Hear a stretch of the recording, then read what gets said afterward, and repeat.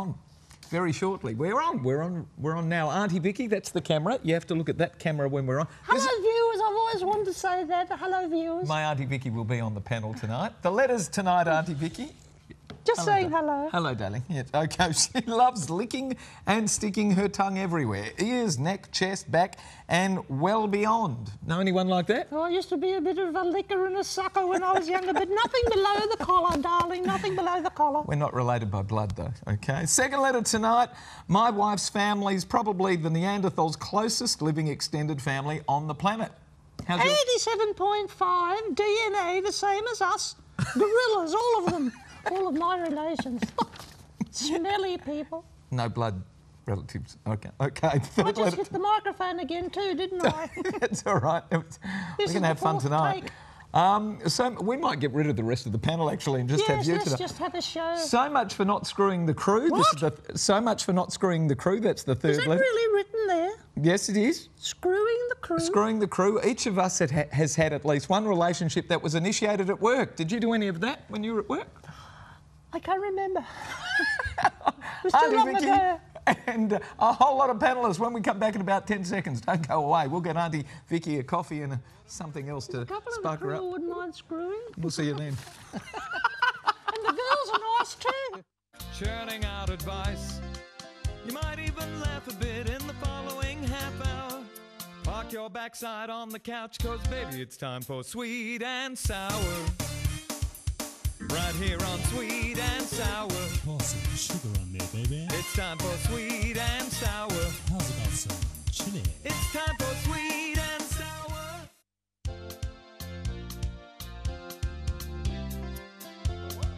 Oh, we're on. We're on. Good night, Good evening. You have to shut up now, mate. We're on. Oh, sorry, Ken. Good evening, everyone. Welcome to Sweet and Sour. Lovely to have your company. Gary Mitchell with you for the next half hour. And a fantastic lot in tonight. We've already started. For the last half hour, we've been having a ball. First up tonight, hello, Lewis. Good evening, sir. How are you, mate? I'm good, I'm good. Oh, it's the middle of winter, though. I know. What are you doing to keep warm? Gas heaters on. Gas heater? I've got furry rugs and throw rugs. Come on, you're supposed to say I'm cuddling up with someone that I really like and all that sort of thing. Well, I don't really like them, but I am cuddling up with you. AJ, welcome back, hon. Hi. How hard is it to get you on the show? Well, I charge a lot by the hour, so... What about getting you on the show? I know, well, I'm a mum and I'm working and I'm very important and very busy. She almost cancelled tonight. I just wanted to turn you a little bit grayer for the night. Yeah, a little bit. Oh, my God, welcome back. Lovely Thank to have you. I've got my Auntie Vicky on the show tonight. So exciting. I'm excited. I love you, excited. Auntie Hello, Auntie Vicky. Hello, dear boy. Welcome to the show for the first time. Well, it's wonderful to be here. But these young people, you know, I know they get into strange things, but what does a gas eater eat, actually? Boom, boom.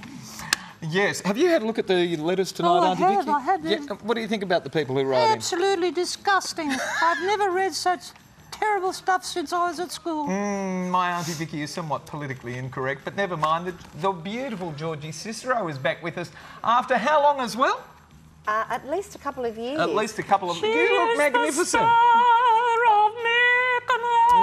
I was feeling good until Gary told me I look like Nana Muscuri. Put your glasses on so I can have a look. Come on, hang on. And tell me, do I look like Nana Muscuri? All those in favour? All those in favour? When she was young and beautiful. I'm not coming back on the show. This is my final show. Eva Longoria over here.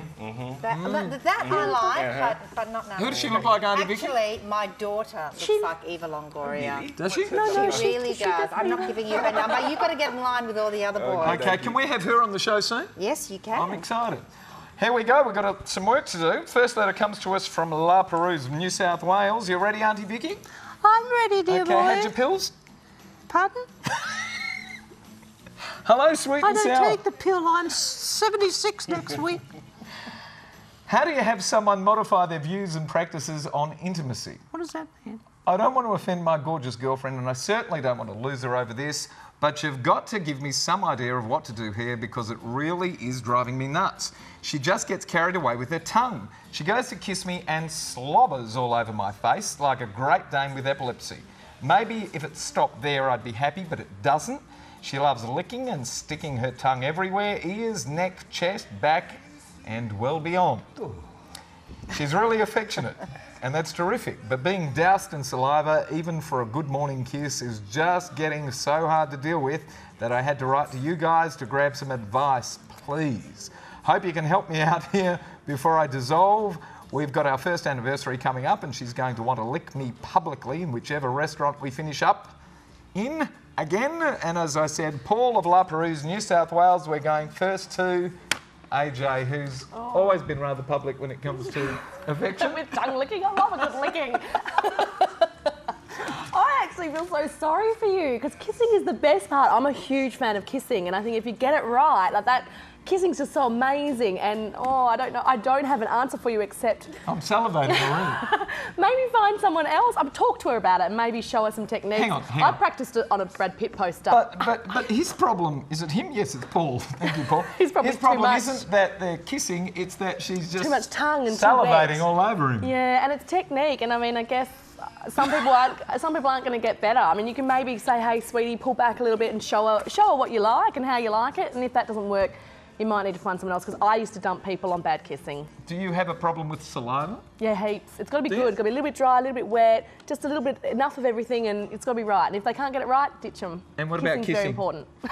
Oh, you're all too much. Lewis, come on in, mate. Oh, that's a tricky one. Come on. Well phrased. I think AJ's right with the communication aspect of what's going on. If you really like her and you want to keep her, then the thing to do is to talk to her. But he could also take control, you know. She comes in for the big... and he could just give a bit of a... No, check this out. My goodness, Paul, you didn't get those lips sucking. Paul, grab the back of the head, right? Grab the back of the head, give it a bit of a slip, roll the lips round, kiss her on the neck gently, just calm her down a little bit, because she's like nervous and she wants to get you like a little doggy when you get home. You know what I mean? And just avert the lips, kiss her on the neck, calm her down, on the cheeks, a bit of a peck, and then back her off. Do you know what I mean? I had a girlfriend just like that, man. What the, you know? But you just got to calm her down, man. Take control. Maybe squeeze her on the nip, and that will divert her attention. And just bring her down, you know, calm her down, give her nice little soft pecks, and then just ease her back into the chair. All right, cool. Do that, man. It'll work for you. Can we cut that and use it as an outro? That would be terrific. Laughing. Georgie, kisser? I'm the ultimate romantic, so Okay, for but me... is saliva included in all of this? Well, I feel sorry for her because it's probably not her fault that she produces so much saliva. She's probably just, you know... She's got a medical problem. Well, who knows? Maybe they could Botox her tongue. Maybe that would Maybe the work. dentist I don't know. Look, we all know how great it feels when you have a wonderful kiss that leaves you wanting more, but it sounds to me like she's actually doing the opposite. Stop looking at me like that. Sorry. She's having the opposite effect on you. And so, you know, I would start by telling her how much you love her enthusiasm and you appreciate her love and affection. And look, you know, if that doesn't work, then I think you should just keep the handy wipes close by. Handy wipes. Aunty Vicky, this woman's just a little bit too moist. I was worried about the letter where he said it was driving him nuts, because there was a very funny comedian about 25 years ago that said he went to the doctors and the doctor said, "Why have you got that steering wheel sticking out of your pants?" And he said, "It's driving me nuts." But what happened to this man? Did he marry an alpaca? Alum was the answer for my sister Daphne. Alum, aluminium, powdered aluminium is called alum. And you put in a glass of water and you put in your mouth every day. And after a week, you're talking like this. Permanently. And what does it do? Dry up all your saliva? It does that. But Uncle Henry, you know what, he started putting a cupful in a bath every day. Oh. But Aunty Vicky, there are instances where lots of saliva can come in handy, if you know what I mean. I don't know what you mean. Thank you. Did you see that? We did see that. Aunty Vicky, big hunk. we've got to go, but I need to ask you, do you have any family members that you could actually snip off the family tree? No, they've all been snipped, they're all Jews. Well, when we come back, we're talking about what to do with members of your family tree that you don't really want there anymore. When we come back, don't go away, sweet and sour. Aunty Vicky.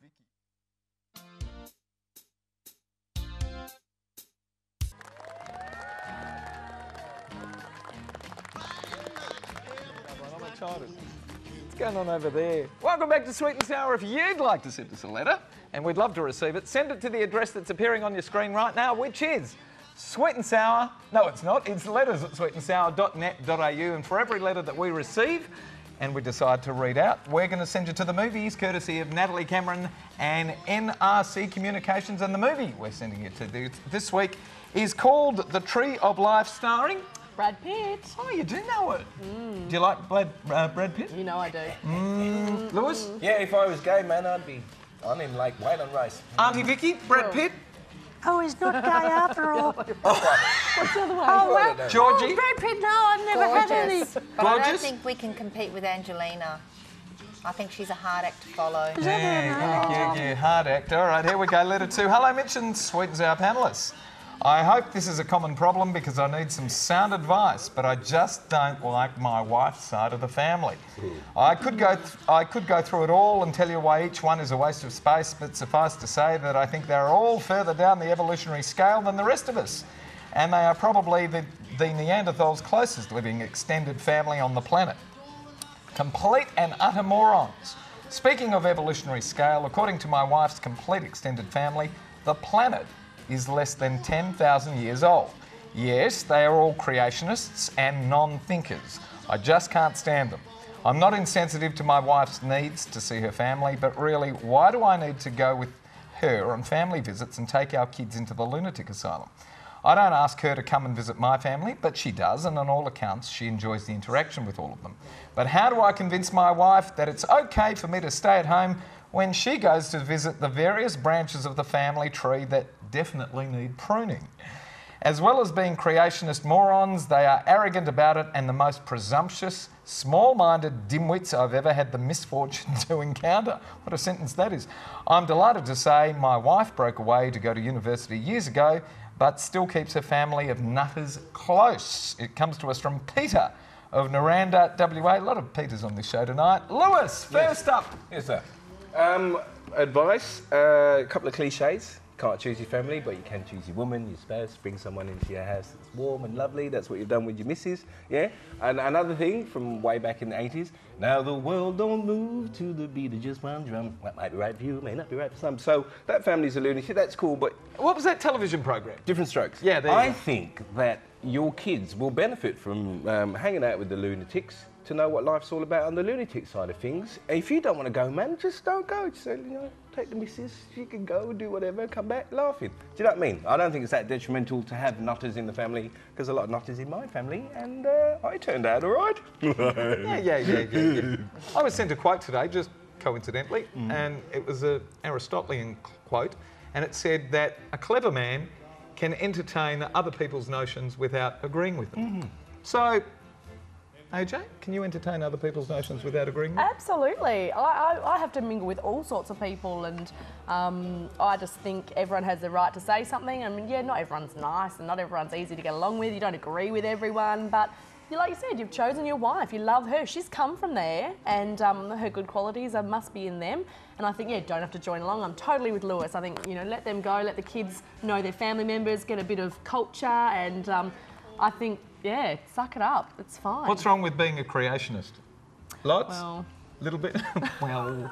I just think that's their thing. Like, you know, it'd be nice to open up the conversation with them and say, what do you think of him? You know, they might not be too fancy of you. So I don't know. I just think, you know, you can't choose your family. In-laws are all a bit curvy and curly. I've been blessed with good ones. Oh, I was going to ask you. Okay, you have No, to I say have that. You're on great- TV. I do have wonderful in-laws. They are fantastic. Why do they babysit for you? Yes, they give me advice. They cook. They're wonderful. I am very, very lucky. But if they weren't, they're part of what I've chosen to go into with my husband. Okay, cute. Auntie Vicky. Oh, look, going back to the last question, I've got to be quick because the girl's going like this, you see. She always does which that. means the last segment finished before I'd even finished saying what I was going to say. Paris, We're talking you're being about told off by Auntie talking, Vicky. no, I'm not. Talking about drooling and salivating. Yeah, glad we're on the topic. Peggy, my other sister, she had this horrible dog and she took it into the greengrocer at Pinjarra one day and it walked in there, it's got its leg on the cabbages and Mr. Cap said, hey, Peggy, the dog. And she said, outside Blacksmith. He said, Blacksmith, that's a funny name for a dog. Why do you call him Blacksmith? And Auntie Peggy said, I call him Blacksmith because he's very handy with his tools.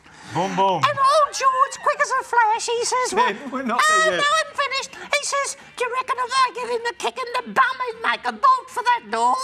I hadn't finished it. And she said, no, Mr. Caps, he's more likely to make a spring for your nuts. Obviously, you don't want to talk about Peter and You had Miranda to be from there. WA. You had to be there. All right, what do we got? Paris, 1 minute. All right, Georgie, come on in, tell us. I was quick.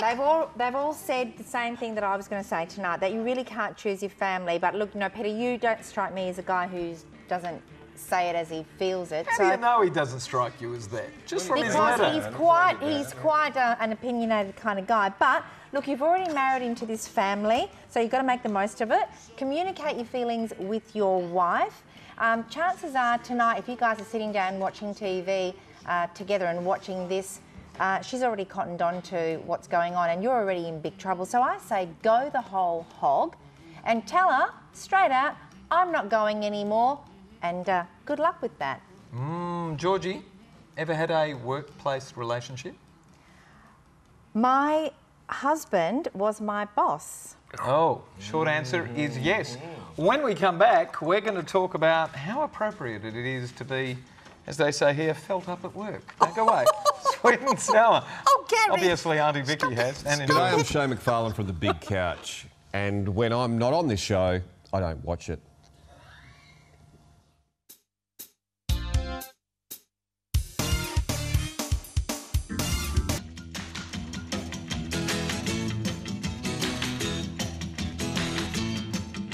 Fantastic. Loved it.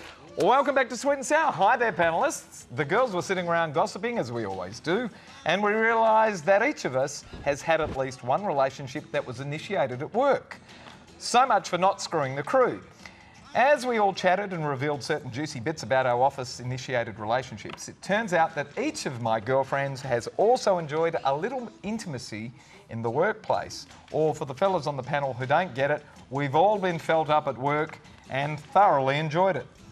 This flies in the face of everything that's supposed to happen in the workplace, so we've been made to think, and each of the girls has been made to feel a little guilty for no other reason than having those silly ideas that have been instilled in most of us about what's wrong and what's right. So the question from me on behalf of all the girls out there is, what's wrong with being felt up at work if you're a consenting adult and loving it? Comes to us from Marie of Carlton in Victoria. Aunty Vicky, you're first up on this. Ever been felt up at work? My great niece is a modern young woman, and she's the one that she's in real estate, and she put that big sign on Greenmount that says, get lots while you're young. Get what? Lots. Yes, real estate, lots. You have to be there, it doesn't matter. Okay, it doesn't matter. But if you've got in-laws, you've got to be very careful because Gracie May, who's my fourth cousin, I think, and she's gone into a home, and last week she found herself on a garden seat with a young gentleman, and he said to her, Gracie May, if you like, I could take you back to... No, first of all, he says, I could give you one on this garden seat if you give me $5. And she looked aghast, which is like that, and he said, well, we could go back to your room if you give me $10 and I'll stay for a couple of hours. And then he said, but if you've got $20, we'll go back to my room and I've got a quarter of a bottle of sherry left we can swig.